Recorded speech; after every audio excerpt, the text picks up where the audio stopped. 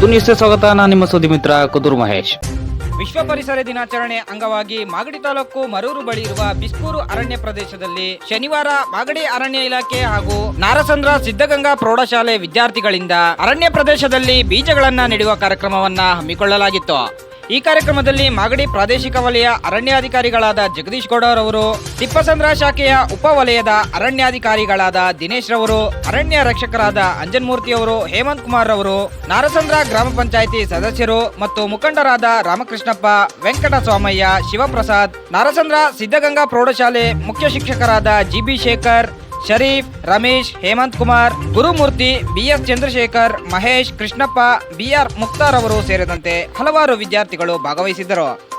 ಈ ಕಾರ್ಯಕ್ರಮದಲ್ಲಿ ಶನಿವಾರ ನಾರಸಂದ್ರ ಸಿದ್ಧಗಂಗಾ ಪ್ರೌಢಶಾಲೆ ವಿದ್ಯಾರ್ಥಿಗಳು ಬಹಳಷ್ಟು ಉತ್ಸಾಹದಿಂದ ಪಾಲ್ಗೊಂಡು ಬಿಸ್ಕೂರು ಅರಣ್ಯ ಪ್ರದೇಶದಲ್ಲಿ ಬೀಜಗಳನ್ನ ನೆಟ್ಟು ನೀರೆರೆದರು. ಕಾರ್ಯಕ್ರಮ ಮುಗಿದ ನಂತರ ವಿದ್ಯಾರ್ಥಿಗಳು ಮತ್ತು ಶಿಕ್ಷಕರು ಬಿಸ್ಕೂರು ಅರಣ್ಯ ವಲಯ ಪ್ರದೇಶದ ಹಸಿರು ವನಸಿರಿಯನ್ನ ನೋಡಿ ಸಂತಸಪಟ್ಟರು. ಹತ್ತಿರದಲ್ಲೇ ಇದ್ದ ಮರೂರು ರೈಲ್ವೆ ಟ್ರ್ಯಾಕ್ ಸುರಂಗ ಮಾರ್ಗವನ್ನ ವಿದ್ಯಾರ್ಥಿಗಳು ವೀಕ್ಷಿಸಿ ಸಾಕಾಯತ್ ಖುಷಿಪಟ್ಟರು.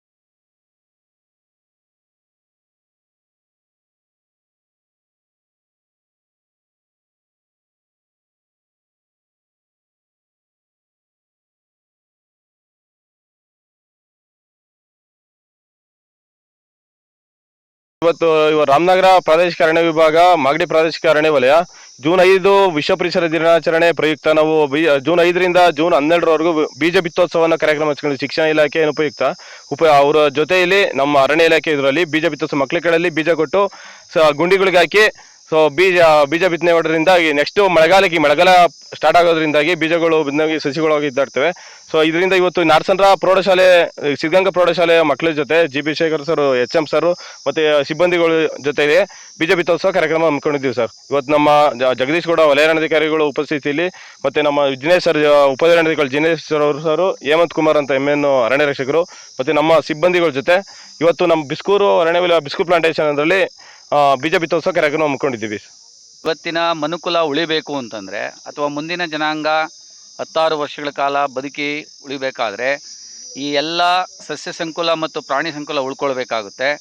ಆ ನಿಟ್ಟಿನಲ್ಲಿ ನಾವು ಪ್ರತಿಯೊಬ್ಬರೂ ಕೂಡ ಗಿಡ ನೆಡೋದ್ರ ಮೂಲಕ ಒಂದು ಪರಿಸರ ಸಮತೋಲನವನ್ನು ಕಾಪಾಡಿದ್ರೆ ನಾವೆಲ್ಲರೂ ಕೂಡ ಉಳ್ಕೊಳ್ಳೋದಕ್ಕೆ ಸಾಧ್ಯತೆ ಇದೆ. ಇವತ್ತೇನಾಗ್ತಾ ಇದೆ ಅಂದರೆ ನಗರೀಕರಣ ಮತ್ತು ಕೈಗಾರಿಕಾ ಹಿನ್ನೆಲೆಯಲ್ಲಿ ನಮಗೆ ಸರಿಯಾದಂಥ ಆಮ್ಲಜನಕ ಸಿಗ್ತಾ ಇಲ್ಲ. ಈ ರೀತಿ ಮಾಡೋದ್ರಿಂದ ಏನಾಗುತ್ತೆ ಅಂದರೆ ಆಮ್ಲಜನಕ ಜಾಸ್ತಿ ಆಗ್ತದೆ, ಇಂಗಾಲ ಡೈಆಕ್ಸೈಡ್ ಕಡಿಮೆ ಆಗ್ತದೆ, ಜೊತೆಗೆ ಭೂಮಿಯ ಒಂದು ಫಲವತ್ತತೆಯನ್ನು ಹೆಚ್ಚಿಸ್ಕೊಂಡು ಅದರ ಒಂದು ಸಮತೋಲನವನ್ನು ಕಾಪಾಡಿಕೊಳ್ಳೋದಕ್ಕೆ ನಾವೆಲ್ಲರೂ ಕೂಡ ಕೈ ಜೋಡಿಸ್ಬೇಕಾಗುತ್ತೆ. ಮತ್ತು ಪ್ರತಿಯೊಬ್ಬ ವಿದ್ಯಾರ್ಥಿಯು ಕೂಡ ಈ ಒಂದು ಕರ್ತವ್ಯವನ್ನು ತನ್ನ ಜೀವನದಲ್ಲಿ ಅಳವಡಿಸ್ಕೊಂಡು ತಮ್ಮ ಒಂದು ಉಳಿವಿಗೋಸ್ಕರ ಎಲ್ಲರೂ ಕೂಡ ಹೋರಾಟವನ್ನು ಮಾಡಬೇಕಾಗುತ್ತೆ.